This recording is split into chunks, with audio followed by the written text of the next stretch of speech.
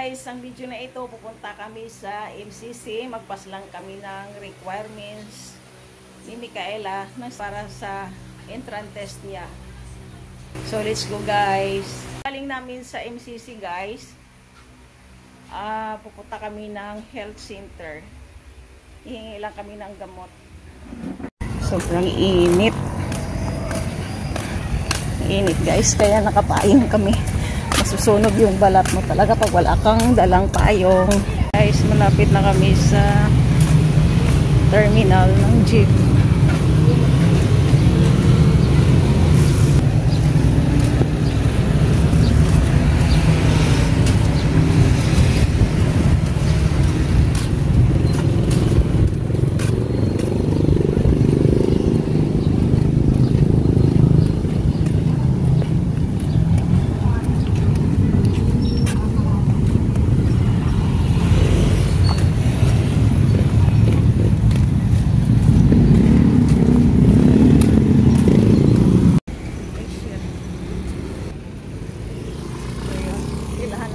Pero hindi na kami sasakay ng tricycle kasi malapit lang naman. Walking distance lang dito sa may nakapilang tricycle. Dito naman sa MCC guys, meron ding eskwelahan ng high school. Magkatabi lang din. Ayan o.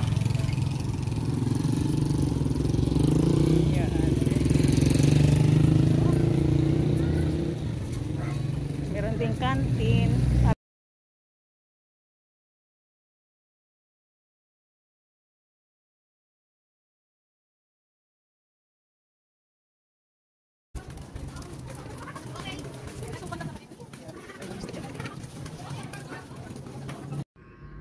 Guys, palapit na tayo dito sa eskwelahan ng college.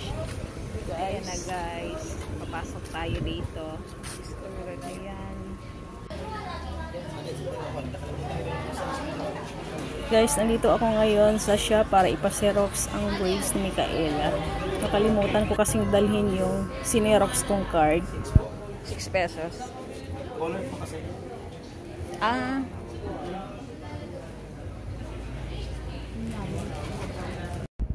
Guys, hindi pala napermahan ni Mika yung form na pinrint niya, kaya pinapapunta namin siya dito.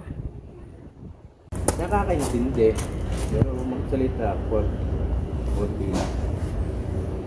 Ilang taon ka na ngayon, kuya? Edad ko? Oo. 56. 56? Okay, ba't ay ka magloloking aliwa?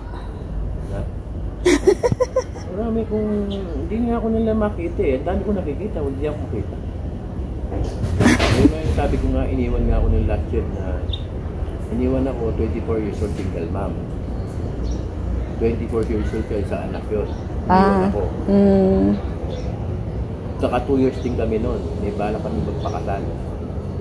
So, iniwan naman ako. Iniwan ka? Walang balikan. Kasi kailan? Kasi namatay. May sakit sa puso, complicated sa kanya.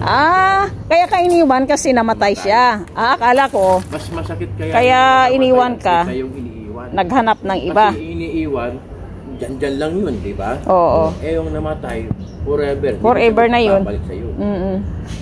Lalo kung napamahal ko rin. Hindi ko nga alam ano. Gusto ko na nga sumunod doon sa ano eh. Tinutulak na nga ako nung binayin ko eh. Sige, sumusubaba. Sige, subuwasak ka na rin dyan. Naku guys, hindi na kami pupunta ng health center. Sarado na, alas 4 na ng hapon. Next time na lang. Ano pa lang? 2 years. Pero nagtasa na kayo. Doon kami sa nakatira, Samsonville. Samsonville? Oo. Maraming doon? Maraming hotel doon? Oo, may hotel doon sa Samsonville. Ewan ko, di ko alam. Meron bayan tayo. Malapit sa barangay. May barangay doon eh. Oo nga, malapit. Barangay 1. Overport. Tapos dikit-dikit yung mga hotel. Hotel yung sabi mo? Hotel. Bayan hotel.